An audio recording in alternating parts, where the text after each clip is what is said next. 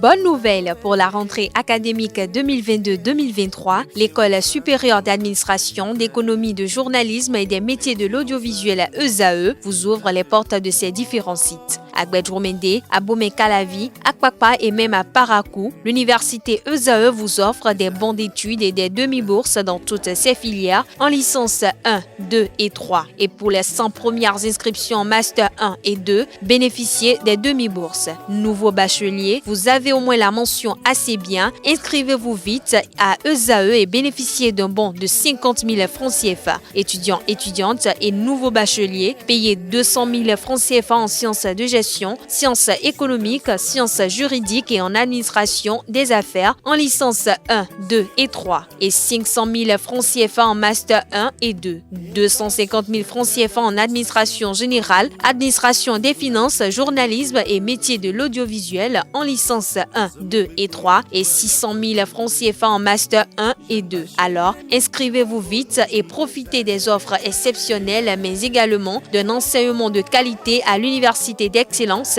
ESAE. Infoline 90 93 65 21 ou le 98 98 14 00. ESAE, l'excellence a un nom. Amis internautes fidèles de ESAE TV, bonjour. Samedi 10 septembre 2022, bienvenue sur Info Hebdo, votre émission qui décortique l'actualité de la semaine. Au menu de cette émission, nous l'avons appris le mercredi dernier dans le compte-rendu du Conseil des ministres, le Centre national hospitalier universitaire Hubert Koutoukou-Manga a changé de nom, sinon est passé sous le giron de l'hôpital d'instruction de l'armée. Nous allons décortiquer cette information dans cette émission. Ablaye Biochane, le secrétaire général du bloc républicain, a parcouru le pays récemment pour aller rencontrer les membres de ce parti. Nous allons examiner aujourd'hui de quoi cela retourne et quelles pourraient être les retombées dans le cadre des législatives de janvier 2023. Et pour mettre un terme à cette émission, nous allons observer un peu la posture de l'opposition, notamment les grands partis tels que les démocrates, les FCBE et le LRR qui préparent également les législatives de janvier 2023. Et pour cet exercice, nous recevons sur ce plateau, à ma droite, Perzo Anago. Il est le directeur de publication de la Dépêche Afrique Info. Perzo Anago, bonjour. Bonjour, chers confrères. Bonjour aux amis internautes de ITV. Et en face de Perzo Anago, nous avons Georges Anago, lui. Il est socio-anthropologue. Il est habitué de ce plateau. Bonjour, monsieur Anago. Bonjour, monsieur le journaliste. Bonjour à toute votre équipe et aux auditeurs de ESAE TV. Je vais tout de suite commencer par vous demander comment se porte le Bénin à votre avis? Notre pays? Oui. Alors, vous ne pouvez pas finir ça sur ce plateau-là. Il se fait que ça bouge, il se fait que l'animation de la vie politique ne serait qu'à ce niveau-là, laisse encore à désirer, parce que nous sommes à l'approche des élections législatives et nous savons combien ces élections sont capitales pour nous. À partir de ce moment-là, nous devons déjà nous agiter par rapport à ça. Notre pays se porte que la rentrée s'approche, et par rapport à ça, le gouvernement est en contact avec les centrales syndicales pour pouvoir discuter, pour que la reprise soit apaisée. C'est vrai que nous avons déjà pris. Des dispositions sont prises. Les dispositions, elles sont ce qu'elles sont, qui font que, on n'est plus dans des situations de grève perlée où les enfants restent à la maison. Donc, comment faire pour que l'enseignant puisse donner le meilleur de lui-même? C'est qu'il faut qu'il soit dans de bonnes conditions. Oui. Et ces bonnes conditions-là sont en train d'être discutées avec l'État. Donc, ce côté-là aussi, ça avance. Et j'ai appris d'ailleurs que pour leur permettre de bien reprendre, qu'on a avancé un mois d'avance aussi ça pour les instituteurs. Oui, et donc, voilà. Et puis, donc, dans l'ensemble, sur le plan économique, ça bouge, même si, c'est pas exactement ce qu'on aurait voulu que cela soit. Et quand ça bouge aussi, que, il paraît que les gens ne mangent pas à leur faim. Et donc, les retombées de du sacrifice économique que les Béninois ont fait, il faut que ça vienne vite, ça tarde à venir, ça c'est vrai. Et donc, ça fait que le bonheur n'est pas encore ce qu'il doit être, mais c'est le Bénin et on avance avec, voilà. Bon, c'est vrai, le bonheur, tout le monde aspire au bonheur. Il n'est pas facile d'atteindre le bonheur et on parle d'apaisement de la rentrée et tout. Mais malheureusement, ce n'est pas le sujet à l'ordre du jour aujourd'hui. Mais le sujet que nous allons aborder d'entrée n'est pas loin de ce sujet. Il s'agit de la santé. Et nous savons que l'hôpital, le Centre national hospitalier universitaire Hubert Koutoukou-Maga, qui était appelé 350 lits, essaie aujourd'hui d'être plus performant. Et le dernier conseil des ministres a annoncé qu'il va désormais s'appeler hôpital d'instruction des armées. Monsieur Anago Perzo, quelle interprétation avez-vous de ce changement de statut? Merci, cher confrère. C'est vrai que vous aviez sûrement voulu, intelligemment, ne pas me demander comment le Bénin se porte. Non, Ouais, vous aurez l'occasion de le dire. Non, libre à vous. Mais je voudrais dire ceci, avant d'aborder la question que vous m'aviez posée, que le Bénin ne se porte pas si pire que cela. Et heureusement que mon vis-à-vis l'a dit à mot couvert, le Bénin ne se porte pas bien.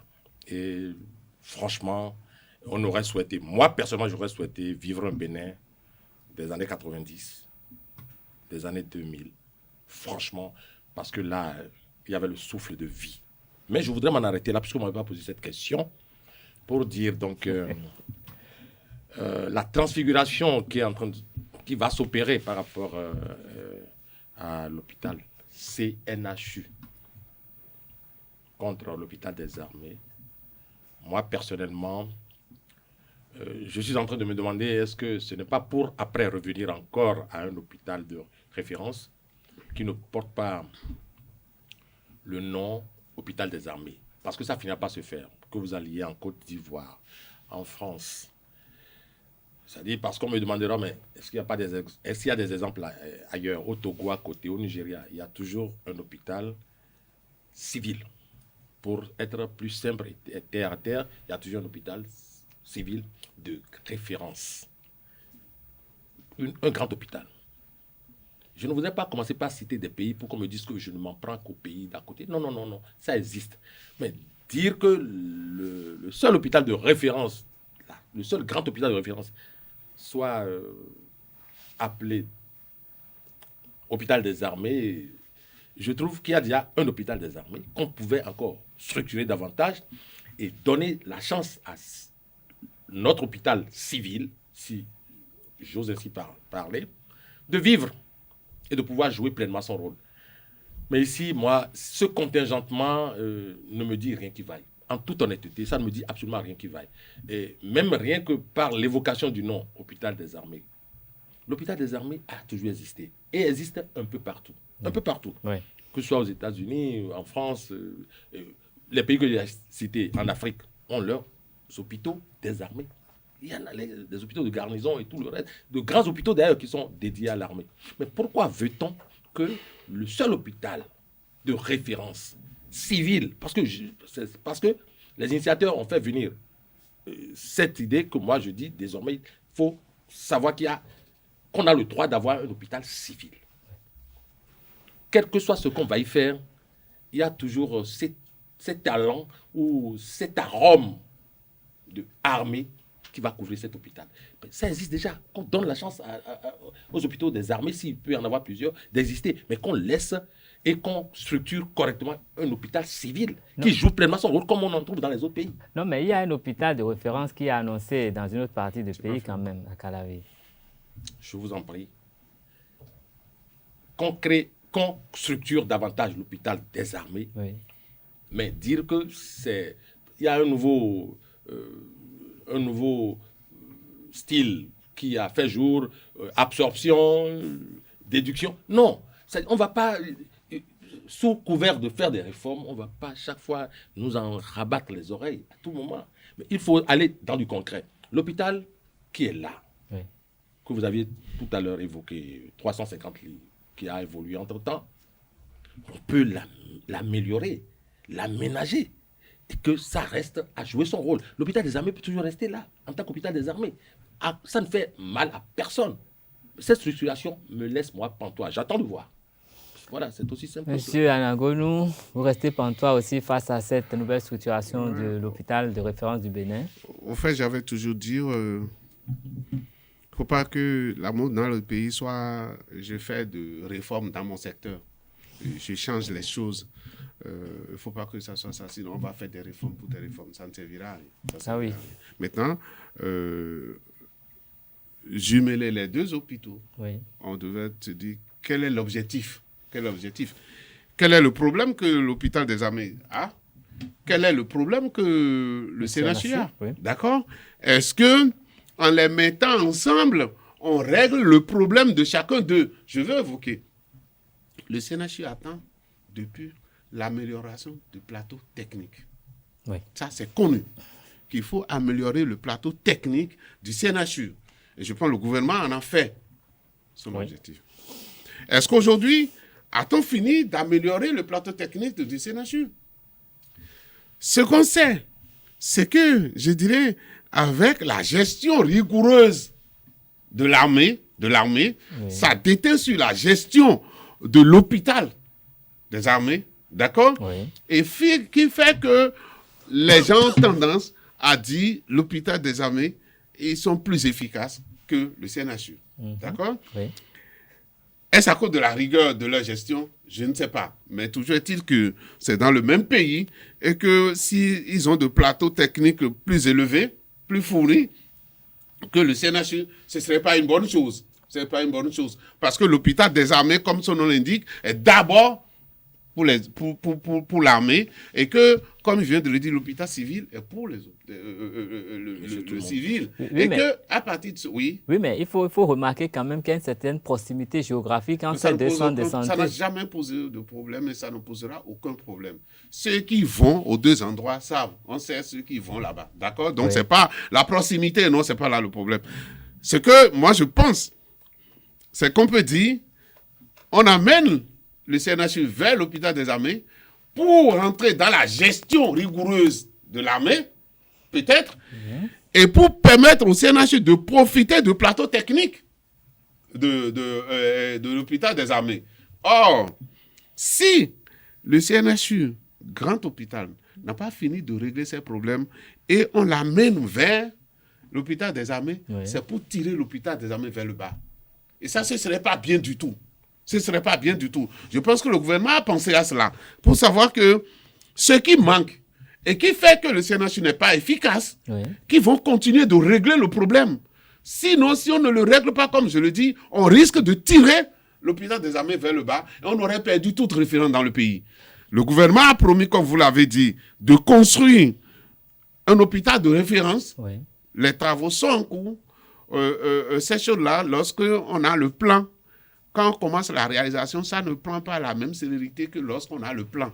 Parce qu'il y a beaucoup de contingences qui font que quand on n'a pas fait ça, moi, quand j'ai entendu tout, j'ai dit d'accord, donc ça va arriver aussi bientôt à Parakou. Parce qu'il y a l'hôpital des armées, pas les Chinois, à Parakou, qui est un hôpital efficace, et il y a l'hôpital de Parakou. Donc, on va aussi chercher à les jumeler. Vous voyez, en ce moment-là, ça ne tient pas compte du contexte géographique. Donc, vous parlez tout à l'heure. Donc, on peut toujours faire que les hôpitaux puissent travailler en synergie. Ce qui serait bien pour cette réforme-là, c'est que lorsque le CNHU s'ajoute à l'hôpital des armées, c'est pour que les deux deviennent encore plus efficaces. Et qu'il n'y ait pas l'invernement vers le bas à ce niveau-là. S'il n'y a pas ça, moi, peut-être que lorsque chaque hôpital serait vraiment mûr, peut-être que la séparation reviendra encore. Parce que le militaire et le civil, ils ne travaillent pas toujours ensemble. Le professeur d'université, le professeur de classe qui travaille au CNHU, il ne va pas forcément accepter la même rigueur que le militaire quand on dit « fait », il fait. Tout ça là, c'est des éléments dont il faut tenir compte. Et vous savez, on avait dit dans notre pays que lorsque le gouvernement a mené cette mesure efficace de demander aux professeurs, aux médecins de faire leur choix, il paraît que ça commençait par avoir des conséquences, pas forcément heureuses, je ne sais pas ce que ça donne. Et donc, est-ce qu'on a fini d'évaluer ça déjà? Avant d'amener encore une autre réforme, il ne faut pas mélanger les pieds dans les réformes. Je pense que c'est une réforme que le gouvernement a pensée et qu'il est de notre aussi responsabilité, et petits que nous sommes, de leur dire quelles sont nos inquiétudes par rapport à ça, et ça peut peut-être amener le gouvernement à améliorer. Donc, ce jumelage-là, il ne faut pas que ça amène un événement vers le bas, mais il faut plutôt que ça puisse rendre les hôpitaux plus efficaces. Non, mais c'est vrai que nous avons tous le droit de nous inquiéter de ce qui se passe, sinon de nous interroger sur les retombées de ce qui se passe. Absolument. Mais connaissant notre gouvernement, son pragmatisme et sa façon d'agir avec efficience, je reste convaincu, moi, que les réflexions étaient faites pour que ce ne soit pas quand même une réforme pour faire une réforme. Et j'estime d'ailleurs qu'après les réformes par rapport aux droits de grève et tout, si aujourd'hui on rapproche les médecins de l'armée, c'est pour qu'ils soient peut-être vraiment rigoureux à la tâche, rompus à la tâche et qu'ils ne soient plus là en tout cas, nous avons observé beaucoup de choses. Je remarque juste là que vous participez au débat et que vous ne nous posez pas les questions, c'est à nous de répondre aux questions. Non, c'est une remarque que je fais parce que... Conclusion? Non, bon, d'une certaine façon... Non, tout à fait. Je constate et je comprends quand j'observe ce qui se passe et en faisant une lecture du gouvernement que nous avons... Donnez-moi la parole quand même, parce que je dois la voir là. Ah, d'accord. Oui. Vous me la donnez? Non, j'attends de vous donner la parole. Oui. Donnez-la moi, j'attends impatient. Non, vous aurez le temps de continuer dans ce débat, mais bon, ok, ce que vous avez à dire tout de suite pour boucler quand même sur ce sujet. Parce que là, à vous écouter rapidement, j'avais eu la même réaction que mon contradicteur, mon vis-à-vis, pour dire ceci. L'une des rares fois où je suis un peu en phase avec lui. J'en suis fier. Pour dire ceci. Vous voyez, vous aviez évoqué tout à l'heure la réforme. Lui aussi, il a parlé de réforme. J'ai été heureux qu'il nous disent ici, sur ce plateau, que toutes les réformes ne sont forcément pas au bonheur des populations. Je n'en veux pour preuve que la réforme qui a donné vie ou naissance à la police républicaine. On en est aujourd'hui où on a une police républicaine. Elle est très efficace. Je vous en prie. Mais la gestion des plans de carrière, d'échelonnement et de grade, ça pose énormément de problèmes. Parce que, ne n'oublions pas, la gendarmerie était la gendarmerie avec ses moyens ses méthodes de fonctionnement. La police aussi était avec ses méthodes de fonctionnement. Et vous voyez, je crois que le dernier décret qui a officialisé l'existence de la police en 1962, si je ne m'abuse, et de la gendarmerie en 61, si je ne m'abuse aussi, allez les revisiter et revenez voir un peu ce qui se passe aujourd'hui. En ce moment, il se déroule sur le territoire national des stages où ça grogne à l'intérieur. Mais puisque désormais, vous ne pourrez que grogner en votre propre sein sans laisser transparaître quoi que ce soit, on en est là. Aujourd'hui, on parle des hôpitaux maintenant. Oui, c'est une réforme. C'est une réforme. Tel qu'on est en train de le dénoncer ici ou tel qu'on est en train de s'inquiéter, on s'est inquiété au moment où il y avait cette fusion. La fusion en elle-même n'était pas une mauvaise chose. Mais à l'intérieur de la fusion, il faut penser au plan de carrière. Ça ne marche pas en ce moment. Et ça, je vous le dis, ça ne marche pas. Et donc, est-ce qu'il faut, puisque je vous prends au mot, est-ce qu'il faut se dire, bon, mais le gouvernement est pragmatique et tout? Non, je vous en prie. L'intelligence n'est pas seulement dans un seul camp.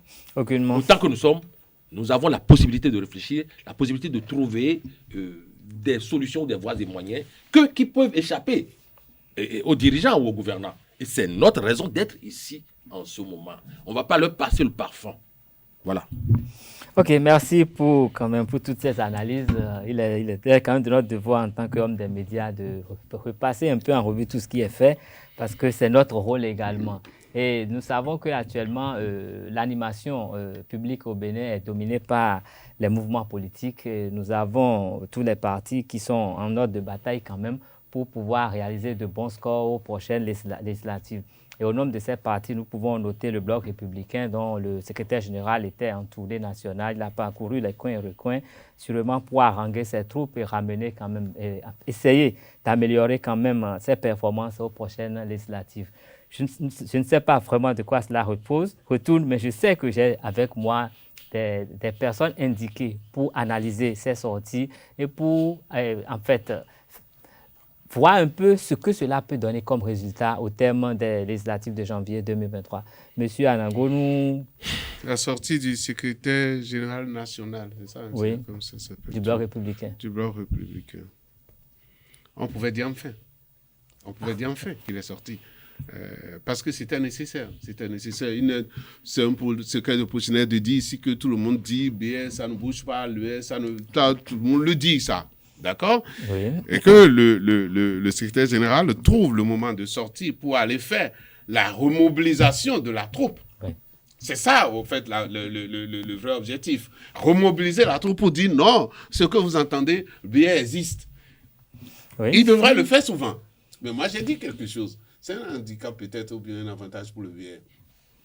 C'est que le secrétaire national, le général national du BR, il est en même temps le coordonnateur de l'action gouvernementale. Et ça ne lui laisse pas beaucoup de temps de pouvoir se consacrer. Regardez aujourd'hui le responsable de UP, Oui. déchargé de toutes choses. Et il s'occupe que de ça. Là, ça peut paraître efficace. Vous voyez ce que je veux dire? Et moi, parfois, je dis aux gens, ceux qui sont autour de M. Biotchané, qu'ils devraient travailler plus que qui sont autour du président du BR. Parce que le président, le secrétaire général national du BR a la responsabilité de la gestion du gouvernement. Ça lui prend beaucoup de temps. Alors, c'est pour ça que ces gens de tournée sont rares chez lui. Qu'il arrive à l'organiser, pendant qu'il organisait, ça aussi, c'est ça l'agitation de la vie politique. On a commencé par parler de BR pendant toute la tournée, là où il arrive, le BR passait par ici et tout. C'est vrai qu'il y a eu des coïncidences qui ne lui sont forcément pas favorables, c'est-à-dire c'était cette histoire de tous les jours, quelqu'un a quitté UP pour aller au BR, quelqu'un a quitté BR pour aller à UP. Mm-hmm. Rien que pour ça, oui, la réforme partisane a échoué. Rien que pour ça. Que tous les jours, quelqu'un quitte là-bas pour venir ici. Ça aussi, c'est pas du nomadisme. Alors que c'est le nomadisme politique qu'on refusait, qu'on a mené la réforme partisane. J'ai dit, vous aurez la probité comme moi de faire vos analyses sans avoir peur de quoi que ce soit. Et c'est là où je suis fier d'être au Bénin, parce qu'on permet à tout le monde de faire leur analyse. Et donc, la réforme a voulu éviter ça. Et ce mouvement se fait sur le terrain au détriment du BR. Il faut dire les choses telles qu'elles sont. D'accord? Oui. Et que certains se posent même la question de savoir est-ce que le BR est encore un parti de la mouvance, un parti du chef de l'État, oui ou non? Si vous êtes mes enfants, vous êtes deux enfants que j'ai formé deux groupes, et qu'un groupe essaie toujours d'absorber les gens de l'autre groupe, quand est-ce que l'autre groupe va exister? La famille. Et donc, face à ça, oui, le secrétaire général national du BR a du plomb sur la planche. Il pouvait même consacrer tout son temps à faire ce travail-là. Et il n'est pas seul dans le bureau. Être en contact, oui, je viens. Être en contact, oui, mais lorsque le chef d'orchestre est à la tête, le rythme est différent. C'est ça aussi chez les humains. Vous avez vu, lorsque M. Joseph Djogbenou a pris la tête de l'UP, oui, on ne parle que de Djogbenou. Djogbenou a fait ceci, Djogbenou a fait de lettres, Djogbenou est allé rendre visite. C'est ça. C'est pas que d'autres de UP ne faisaient pas ça, autour de lui ne faisaient pas ça. Ouais. Mais parce que c'est lui, Stentama. Je voudrais me réjouir en passant du fait que dans cette sortie-là, le BA a pu capter Bete Kouvi, oui, le chanteur. Et puis, dernièrement, le BA a capté Distel, un de nos confrères, quand même très connu dans le milieu.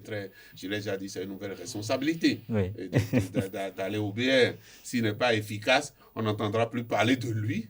Mais s'il est efficace au sein du parti, dans l'harmonie, dans une certaine discipline de parti, eh bien, il pourra. Je l'ai dit sur votre plateau ici pour dire, moi, je lui conseille d'aller au BR. Parce que BR, il y a du travail. Le secrétaire national a besoin des gens pour travailler autour de lui, pour faire que le parti, cette tempête-là, oui, que traverse le BR, que le BR puisse sortir gagnant. Quand moi, j'ai entendu le secrétaire général parler, M. Abdoulaye Biotchané, il est confiant de son truc. Il est confiant. Et il dit que c'est la victoire qui va venir et non l'échec. C'est vrai, le courage politique aussi. mais je trouve que cette tournée-là, elle est très bienvenue. Très bienvenue. Et que depuis qu'il est en train de faire cette tournée-là, des choses bougent au sein du BR. Le BR en a besoin. Le BR en a besoin parce que le BR a perdu des plumes en faveur de qui? En faveur d'un frère à lui. Que d'autres ont appelé Siamois, mais ce n'est pas Siamois, parce qu'on voyait comment les gens se comportent. Et moi, je l'avais dit aux gens pour dire, moi, j'ai participé aux campagnes des élections communales. Oui. Et j'ai vu comment les deux partis se sont attaqués sur le terrain. Et j'ai dit, c'est trop dit de dire que c'est des frères Siamois. Mais en réalité, chaque parti de cette mouvance-là cherche à avoir l'hégémonie. Et regardez, suivez mon visage, parfois, il est arrivé à Jacques Ayadji de dénoncer le comportement des gens qui sont dans la mouvance. parce qu'on ne lui facilite pas la tâche. En ce moment-là, et moi, je ne sais pas, parfois, il faut donner des congés régulièrement. Le chef de l'État peut donner régulièrement des congés au secrétaire général de BR, coordonnateur de l'action gouvernementale, pour pouvoir aller s'occuper de la politique. Monsieur Perzo Anago, voilà. Et le secrétaire général Abdoulaye Biotchane, il a parcouru le terrain. Est-ce que c'est pour contrer l'offensive de l'Union progressiste et le renouveau? Merci. J'espère que vous allez me laisser quand même un bout de temps pour parler aussi. Vous l'avez. Parce que j'ai compris, il n'y a aucun mécanisme de chronométrage. Vous n'avez pas de montre. Comment vous allez chronométrer? Je m'en remets à votre... À son chrono. J'essaie de l'activer en face de moi quand même. Je ne termine pas en phrase. Je voudrais dire ceci. Vous savez, lorsque votre question en elle-même n'est qu'une réponse en réalité. Comment peut-on demander à des gens d'une même famille de ne pas se happer, c'est-à-dire s'absorber? Nous sommes dans une famille. Tantôt, j'ai entendu sur ce plateau, et ça m'a réjoui, que les deux partis du chef de l'État. Mais si vous appartenez au chef de l'État et que tout le monde va chez Zissou, le problème est où? Après, ils vont chez Sabo. Il n'y a pas de problème. Parce que c'est la même famille. Le chef de l'État, on n'a pas perdu. Si maintenant on me disait que les gens du BR sont allés à Volo en laissant UP, je dis, ah tiens, il y a inquiétude. On me dit, UP va dans BR. BR ou bien BR se vide au profit de UP. Mais tout ça, là, ça va où? À la présidence de la République, chez le chef de l'État. Il n'y a pas de problème. Donc sur ce plan, franchement, les jérémiades là, moi ça me gêne. Ça me fait un peu mal parce que je me dis, mais c'est la même famille, le chef de l'État. Est-ce qu'il s'en est plein? C'est deux partis différents. J'ai encore la parole. Et donc, l'autre pan de votre interrogation, c'est ceci. Tout à l'heure, et puis, les belles réponses viennent quand même curieusement de mon vis-à-vis.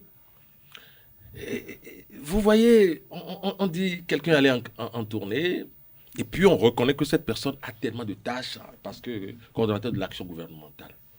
Le chef de l'État a souvent les solutions à ces problèmes. Ah là, et là, je l'admire. J'avoue franchement que je l'admire. Lorsqu'il s'est agi, n'est-ce pas, de fabriquer un nouveau président qui n'a jamais été membre d'un parti politique, en l'occurrence l'UP, Djogbeno est sorti de la Cour constitutionnelle. Tranquillement, il est allé. 112 heures après, il est devenu président. Je ne serais pas surpris que le président de la Cour, le président de la Sénat, ou même le président de la Cour suprême, demain, aille prendre en compte le PR et puis ça va partir. Vous voyez, il suffit seulement que le chef de l'État lui dise écoute mon cher, va là-bas, et puis il démissionne. Comme si les gens n'ont pas de volonté. Je vous en prie, j'ai encore la parole. Oui, mais alors? C'est ce qui se passe. Et je pense que vous devriez applaudir. Je n'ai pas les phalanges pour applaudir ce genre de choses, parce que là, ça me fait mal aux entournures de constater que celui qui n'a pas été membre d'un parti politique surgit un beau matin, en devienne le membre, et pas n'importe lequel, le premier des membres. Et puis, on applaudit à se rompre les phalanges. On applaudit, on crie à se casser le gosier, en disant, mais c'est formidable, Djogbeno est si... Non, mais je me demande s'il est heureux dans ça pour mon cher frère et compatriote Djogbeno. Moi, je n'en suis pas vraiment heureux. Franchement, parce qu'il faut être à l'intérieur de cette entité pour en être le patron. Ce que nous voyons là, moi ça ne m'honore pas. Et tout à l'heure, quand vous aviez posé la question à mon vis-à-vis, si le Bénin se porte comment? Le Bénin se porte mal sur le système partisan. Très mal, s'il vous plaît. Parce que là, ce n'est pas bien. Est-ce que c'est mauvais d'avoir le courage de dire que ce qui se passe là est mauvais? Non. Je me demande, j'essaie de lier notre pays à d'autres autocraties. Je cherche, je ne trouve pas, parce qu'ils sont encore meilleurs que nous. Mais écoutez, je ne voudrais pas citer un pays d'à côté où, de père en fils, on se partage le pouvoir. Je ne voudrais pas citer le nom de ce pays-là d'à côté, mais ils sont encore meilleurs que nous, parce que là-bas, il y a un semblant de jeu entre griffes démocratiques, où il y a une certaine opposition, il y a chose. Mais là, non, je vous en prie. Je voudrais vous dire, ici, sur ce plateau, que je n'en suis pas heureux. Le président du BR, enfin le secrétaire général national, est allé en tournée. J'ai dit ici sur ce même plateau, je ne sais pas pourquoi ce sujet est revenu, j'ai déjà dit ici sur ce plateau qu'il n'est pas à sa place. C'est-à-dire, ce monsieur, on lui a détruit la vie active. Parce qu'on l'aurait laissé dans les arcanes des finances, du développement, et nous aurons quelqu'un de bien. On l'a étouffé. Oui, mais là, il a créé un parti. J'ai la parole. Oui, mais attends. J'ai la parole. J'ai laissé quelqu'un parler tout à l'heure. Il est allé à gauche, à droite et tout ce qu'on veut. Ouais, c'est alors, ça. Je voudrais, ce que vous aviez peur que je sorte de ma bouche, c'est ceci. Abdoulaye Biotchane est un mauvais politicien. un très bon technocrate. Je l'ai sorti. Et puis c'est comme ça. Vous le pensez tout bas, vous ne pouvez pas le dire. Mais moi, je l'ai dit parce qu'il n'y a pas de mal à dire que Abdoulaye Biotchane est un très mauvais Djogbeno politicien. est Non, un mais il très a bon été candidat à la technicien et un très bon politicien. Alors, il aurait refusé cette offre. Il aurait refusé cette offre que le chef d'État lui aurait fait, que Djogbeno, je l'admirerais aujourd'hui. Parce que là où il s'est retrouvé, franchement, c'est pas savoir bien parler, savoir haranguer, comme vous l'aviez dit ici tout à l'heure, qu'on est un bon politicien. Non, non, non, non. La posture dans laquelle il est, je me demande parfois, quand il se retrouve seul, il va se dire, ça, la ruse. Moi, je le vois heureux tout le temps quand il parle. Cette ruse et cette rage, c'est un peu de trop. Voilà. Prenez la parole. Je vous ai laissé tout le temps. Non, non, pas du tout. Ah, mais vous le retournez. C'est vous qui avez retourné la parole. Vous l'avez réclamé, j'ai souhaité que vous tout à puissiez fait. quand même En fait, vider la votre meilleure visage. façon de parler, Oui. c'est de le faire et avoir encore l'impression de ne l'avoir pas bien fait, de ne l'avoir pas totalement fait. Oui. C'est ça, c'est manger. Et c'est ça qui vous donne l'impression que vous donne pas Bien, assez de bien temps. manger, c'est le faire et avoir encore un sentiment de creux dans le ventre. D'accord. Moi, par exemple, j'ai parlé, je me suis arrêté. Vous êtes Pas généreux. quelqu'un qui a pris. Merci, prenez ça. Pas quelqu'un comme. Non, ne venez celui-là pas qui vous prend la plaindre parole, ici comme quoi on vous a pas donné. qui la mange, qui la avale et qui boit de l'eau là-dessus et qui reprend encore la parole. Non, Qu'est-ce que mais ça a à c'est voir bon. avec le débat? C'est- Qu'est-ce que ça a à voir avec le C'est débat? bien de remarquer que vous êtes assez généreux quand même. Vous nous Merci, retirez merci. gentiment la parole. Merci. Et nous savons que l'action politique, elle est active. Aussi bien les partis de la mouvance que sont le Bloc républicain, l'Union progressiste, le Renouveau, que les partis de l'opposition. Et aujourd'hui, nous sommes à peu près à 3 mois des prochaines législatives. Et l'opposition, elle est quand même dans certaines démarches. Et quelle lecture vous faites de l'activité actuelle de l'opposition béninoise? Non, bon, moi j'ai finalement compris. La posture de l'opposition actuellement, c'est de donner l'impression que, enfin, du moins de faire en sorte que cette même opinion, une certaine opinion qui la critique, en lui disant il faut aller au charbon, que cette opinion ne la critique plus et qu'elle se dise bon, on y est allé quand même. C'est on y est allé quand même qui est en train de se faire. Ce n'est pas aller au charbon réellement et puis aller engranger des fruits. Non. Ce qui se profile, nous l'avions déjà vu, c'est des élections qui sont tout sauf de vraies élections qui se profilent à l'horizon. Les vraies élections, on les a eues ici, on les a vécues dans ce pays. Et donc, on ne me dira pas que voilà une nouvelle forme d'élection. L'opposition, ou ce qui en reste, va parce que c'est en dépit. On dit, ben, pourquoi ne pas y aller? Et certains, même dans leurs propos, ont dit, nous allons y aller. Nous allons y aller. Et donc, ça va servir de faire valoir au régime en place qui, pendant longtemps, a mis l'opposition de côté. L'a carrément chassé, l'a bouté dehors, à la limite. On l'a vécu, les dernières législatives. Là-bas, tout le monde est ici présent pour le dire. Et tout à l'heure, mon vis-à-vis a semblé bien reconnaître la chose, comme quoi on n'a pas, c'est-à-dire on n'est pas fier de ces élections qui sont passées. Les législatives, les présidentielles qui ont suivi, on n'est pas fiers. Maintenant, est-ce que nous sommes fiers de celles qui se profilent à l'horizon? Moi, personnellement, je n'en suis pas fier parce que on voit déjà les couleurs s'annoncer. Donc, ceux qui aujourd'hui vaille que vaille y aller, ont peur de ce que l'opinion, une certaine opinion va dire demain. On dira, mais vous seriez allé, que vous auriez engrangé des points. Bon, pourquoi ne pas y aller? Pour faire valoir le gouvernement demain, ou le régime à place va dire, vous voyez, il y a même l'opposition qui était allée. Parce que, je vais terminer sur ceci pour dire, être fait valoir, c'est comme être le chef de file de l'opposition qui n'en est pratiquement rien. Il n'a pas été placé dans ses droits, dans ses attributs. Paul Houmboué, pour ne pas le citer, aujourd'hui, il est groggy. C'est la même chose qui attend l'opposition qui va aux élections. Ce sera groggy. C'est pas de la prophétie. C'est une analyse limpide. Il n'y a rien à dire là-dessus. Je vous laisse la parole. Monsieur Anangonou, est-ce que vous pensez que l'opposition va à ces législatives pour faire de la figuration? Mais ce serait la faute à qui? Non. C'est-à-dire que nous sommes en politique. Oui. Vous devez essayer d'occuper votre terrain. Moi, j'ai tiré une conclusion très longtemps quand on a dit que l'opposition a été laminée et tout. C'est que la machine politique talon, c'est difficile de résister à cette machine-là, en fait. Quand on n'a pas les reins solides, et avec peut-être les déboires qui ont été connus, l'opposition a pris un vrai coup. Un vrai coup. Et les élections qui arrivent, le problème que nous avons, c'est sûr que mon frère aussi a ce problème-là, c'est-à-dire mon vis-à-vis a ce problème nous ne voyons pas l'opposition s'agiter, bouger la classe politique pour pouvoir dire j'existe et je dois faire. Et l'opposition a des épines dans ses pieds. Ce qui marche dans les autres pays où ils n'ont pas une démocratie de haut niveau, c'est comment réussir à diviser l'opposition. La clé est là. Lorsqu'un régime en place arrive à diviser l'opposition, ou que l'opposition elle-même, compte tenu de l'ambition individuelle, les gens se divisent entre eux. Le chemin est libre. Est-ce à dire que notre opposition est unie? Non, c'est ce que je vous dis. J'ai dit, lorsqu'elle est divisée, Oui. eh bien, on assiste à ce qu'on assiste. Ah, d'accord. Parce qu'aujourd'hui, vous vous rappelez, il y a quelqu'un qui a dit, qui parle de, oui, c'est pas la vraie opposition. Oui. Vous voyez, la vraie opposition, quelqu'un qui a même créé parti récemment, et quand lui prend la parole, c'est pour accuser les opposants. Lui, c'est-à-dire, c'est son métier, ça. Et la dernière fois, j'ai entendu quelqu'un de l'opposition qui a accusé encore les autres membres de l'opposition pour dire qu'ils ont envoyé d'autres en prison. Vous voyez ce que je veux dire? Vous parlez de cette opposition-là? Vous voyez cette opposition-là? On peut leur donner toute la facilité.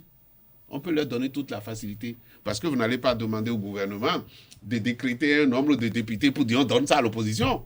Nous sommes en lutte politique. On ne fera jamais ça. Les gens vont chercher à avoir le maximum. Chaque parti va chercher à avoir le maximum, voyez-vous, de députés qu'il faut. Donc, en ce moment-là, chacun se bat. Mais au lieu de se battre pour mettre les efforts ensemble, puisque les efforts ne sont pas consistants, mais les gens de l'opposition se tirent entre les pattes. Non, mais... Vous comprenez? Oui. Et l'opposition, qu'on se dise, c'est quoi? C'est modéré, je ne sais plus ce que ça doit être. Non, mais on avait de grandes ambitions pour les démocrates parce que les gens leur prédisaient un bel avenir et tout, mais aujourd'hui, ils se confondent à tous les autres. Non, je suis d'accord avec vous. Je suis d'accord avec vous. Je m'étais retrouvé sur un plateau avec quelqu'un des démocrates et on parlait quand on n'avait pas donné récépissé. Oui. Rappelez-vous, quand on n'avait pas donné de récépissé. Le président n'avait pas autorisé qu'on le donne récépissé. Lorsque le chef d'État n'avait pas encore autorisé. Moi, j'ai dit qu'on ne leur avait pas donné, c'est votre problème, c'est moi qui parle. Le chef d'État avait déclaré quand il était au Nord qu'ils vont avoir leur Vous me coupez la parole. Vous me coupez la parole. Vous reconnaissez ça. Bon, donc, lorsqu'ils n'avaient pas leur récépissé, ils faisaient le chouchou de la presse tous les matins. Donnez les récépissés aux démocrates. Faites ceci aux démocrates. Et sur le plateau, j'ai dit au monsieur, j'ai dit, bon, vous savez ce qui va arriver? Il dit, non, j'ai dit, quand on va vous donner le récépissé, ce ne serait plus une préoccupation nationale, mais c'est vos activités maintenant qui vont faire qu'on va parler de vous. Parce qu'aujourd'hui, vous ne faites rien et on parle de vous tout le temps. Maintenant qu'ils ont reçu le récépissé, ne manquons pas de dire que pendant les élections présidentielles, on a parlé beaucoup d'eux. On a parlé beaucoup d'eux. Pendant qu'on parlait encore beaucoup d'eux, des gens sont sortis d'eux pour commencer par leur tirer dans les pattes. Pour dire, oui, c'est des extrémistes, les démocrates, il faut les laisser. Moi, j'ai obtenu ce que le groupe n'a pas obtenu en ce qui concerne le parrainage. Un seul individu s'est dit, moi non, je les ai obtenus et il a demandé à quelqu'un, viens avec moi. Puisque je les ai obtenus, viens avec moi. C'est après qu'on a su. Parce que l'autre a dit, j'ai pas compris ce mariage-là qui a eu lieu entre nous. Vous voyez ce que je veux dire? Ce qu'il faut, c'est que les gens puissent laisser derrière leur intérêt personnel et qui s'occupent réellement de la vie politique, de l'intérêt général. Si vous ne faites pas ça, et que vous faites la politique pour avoir de l'argent, c'est ce qui se passe. C'est ce qu'on voit là, qui doit toujours se passer. Et aujourd'hui, il y en a plus dans l'opposition qui font la politique pour avoir de l'argent que même les gens qui sont dans la mouvance. Vous voyez ce que je veux dire? Parce que OBR, AUP, et trucs là, non, ce n'est pas ça le problème. De chercher à engranger le plus possible, le plus grand nombre possible de députés à l'Assemblée nationale. Mais l'autre côté, je ne pense pas que ça soit leur option. Peut-être l'option des démocrates, mais les autres oppositions à côté, à mon avis, c'est envoyer un peu de sous et pouvoir nourrir sa famille. Oui, mais Perzo, Anago, il a fait une analyse, mais est-ce que cette question ne soulève pas le problème du béninois en politique? Parce que aussi bien au niveau de la mouvance que de l'opposition, il a quand même évoqué certains problèmes qui sont inhérents à la nature humaine. Est-ce que c'est le système partisan qu'il faut incriminer aujourd'hui ou bien c'est l'homme politique béninois qui est en question? Non. L'homme politique béninois, ne faisons pas l'injure à notre peuple qui a connu de braves hommes politiques. Et je pense que des gens ici en Afrique se sont inspirés de notre façon de faire la politique et de nos hommes politiques. Franchement, ailleurs, d'autres sont venus à notre école. Si aujourd'hui tout est gâté, comme on le dit vulgairement, et qu'on est dans une putréfaction avancée, cela, moi, je l'attribue en partie, je dis bien en partie, à la réforme du système partisan. Et c'est là aujourd'hui. Vous voyez, quand vous n'êtes pas dans l'un des deux partis proches du chef de l'État, vous avez des difficultés à vous faire. Même si vous avez... Et je ne crois même pas que c'est... On a dit ici que les gens de BA ont des difficultés à se faire. Ce n'est pas une question de sous. On dit, bon, c'est pour le ventre qu'on court. Forcément, non. Que c'est des questions d'argent. Je dis que ce n'est pas forcément vrai. Et je vais vous dire ceci. Il y a des gens, par exemple, qui ont une surface financière. Dans l'opposition plurielle, il y a des gens qui ont une surface financière. Qui étaient sûrement de l'opposition. Mais on leur a fait des affres au point où ces personnes sont obligées de rejoindre la mouvance. Et là, la paix s'installe. Lorsque vous allez sous le parapluie, de la mouvance, c'est connu, c'est visible, rien de mauvais ne peut plus vous arriver. Mais lorsque vous vous entêtez aujourd'hui, si vous arrivez aujourd'hui sous la rupture, en disant que vous allez vous opposer à ce système qui est là, alors là, vous en aurez des patates. Moi, je crois pas. C'est ce qui se passe aujourd'hui. Et celui qui dit qu'il ne croit pas, je ne voudrais pas, ici sur ce plateau, lui citer des cas. Aujourd'hui, il y a des hommes d'affaires, et pas des moindres, des gens, des faiseurs d'emplois, des créateurs d'emplois et tout le reste qui existe aujourd'hui, qui se sont murés ou claquemurés. S'ils lèvent la tête, ils vont avoir tous les ennuis de ce monde parce qu'ils n'ont pas choisi d'être du côté de la mouvance. Bon, ce n'est pas propre seulement au Bénin. Dans certains pays, sous les tropiques, surtout sous les tropiques, on observe ce genre de phénomène. Mais nous, moi, j'avais pensé que nous, on a déjà transcendé cela.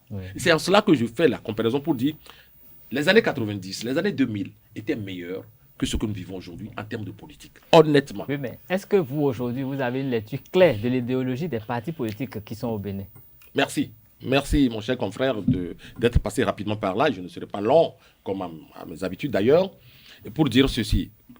Aujourd'hui, quand on prend le BR, on prend l'UP, on prend les partis qui se réclament de la mouvance, je voudrais savoir quelles sont leurs philosophies politiques réellement. Ces partis sont de quelle tendance? Ces partis sont de gauche, de droite, du centre? C'est quoi leur philosophie? Il n'y en a pas. Mais quand on repart en arrière, vous allez accepter avec moi qu'il y a eu des partis social-démocrates. Il y a eu des partis ci et des partis ça dans ce pays. Et quand on y va à l'intérieur, on sent réellement qu'il y a ce management qu'on observe. Aujourd'hui, non. Aujourd'hui, il n'y a que la politique.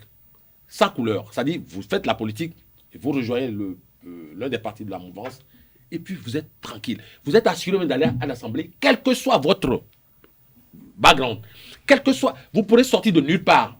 Et si c'est faux, parfois même, lorsque les élections s'approchent, on est à quelques encablures des élections, je peux vous dire, si vous êtes journaliste, analyste, vous avez les listes qui sont en compétition, vous pourrez tracer et vous retrouver exactement ce que vous aviez coché à l'Assemblée nationale. Vous les cochez avant les élections, vous les retrouvez à l'Assemblée nationale. Vous, mon cher confrère, je ne vous ferai pas l'injure de dire que si demain, vous êtes très bien vu par le grand patron, vous êtes député. Il n'y a rien à dire. Vous n'avez pas de compte à rendre à quelqu'un. Vous êtes député et ça marche. Parce que le grand patron travaille pour ça. Le grand patron désigne n'importe qui. Il travaille pour eux. Il n'a pas besoin de travailler. Monsieur Anangonou, vous allez répondre à la même question. Aujourd'hui, est-ce qu'on a une lecture claire de l'idéologie du bloc républicain? Rien que ça. Le bloc républicain tire beaucoup plus sur du libéral. En réalité, par rapport à la vision, à la philosophie politique. Et lorsque vous voyez l'UP, on connaît le background de Amoussoum Bruno. Non, ça c'est un individu. Nous parlons des partis politiques. Non, quand il est dans un parti politique. Quand il est dans un parti politique. Et vous voyez que c'est des sociodémocrates. Ça, c'est connu. Lui, c'est connu. Mais est-ce que Diogbenou est sociodémocrate? Pour avoir pris la tête du parti, est-ce qu'il n'a pas imprimé son idéologie au parti? Mais vous prenez les gens de l'UP, ils vous diront, nous sommes des... Et c'est ça qui fait d'ailleurs que souvent, vous allez voir que Moël Bénin, un parti vraiment social, a beaucoup d'acquaintance avec UP que par rapport au BA. Il ne faut pas se cacher ça pour le dire. Maintenant, est-ce que la lecture marque vraiment la démarcation? Je ne veux pas le dire. Parce que chez nous, ce qui intéresse, nous avons un président, allons tous dans son sens-là, ça nous permet d'avoir des gains politiques. C'est ça, en fait. Il y a quand même une opposition. À leur niveau, qu'est-ce qu'on peut remarquer aujourd'hui? Les démocrates, par exemple, c'est quoi leur philosophie politique? Parce qu'on ne les voit pas, on ne sait pas. Moi, je me dis, je me pose la question. On ira aux élections très prochainement. Oui. Nous allons nous battre sur quoi? Pas pour aller vendre l'idéologie. Nous allons nous battre sur quoi? Oui, ils vont vendre leur personnalité, en fait. Leur personnalité. Pas pour aller dire aux populations, si vous venez avec nous... Ah oui, j'ai commencé. Non, mais leur personnalité ou leur programme. Quelqu'un qui va... Oui, non. Je comprends ce que vous dites, mais posez pas cette question au Bénin.